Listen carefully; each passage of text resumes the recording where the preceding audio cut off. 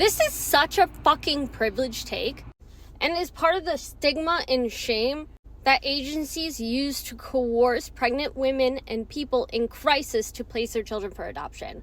And if you're new here, hi, my name is Melissa. I'm an adoptee and adoption educator. And these are my books. And the fact that you can even say that with a straight face just shows that you've never been in that position. There are so many pregnant people in crisis without these options.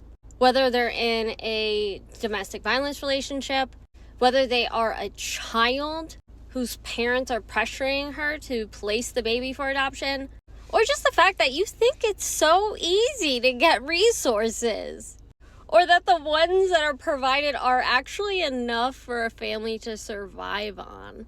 Hell, with the cost of childcare alone, many families make too much to qualify for help with those things. And there's very little support for these families in crisis, which is why it makes them easy targets for these agencies. If you just search like pregnant and young need help, you'll get like 1 million Google ads.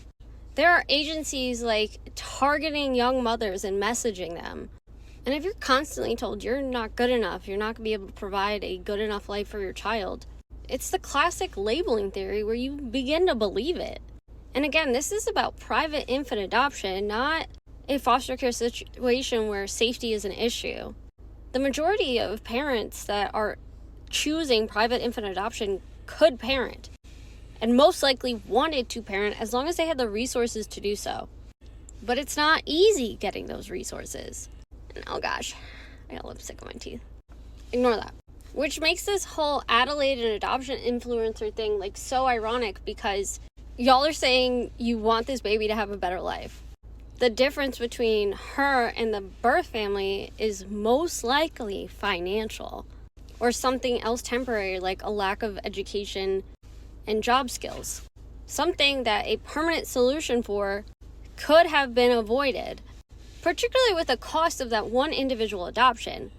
That money could have been enough to help like 10, 15 other families stay together. But that's not good for business.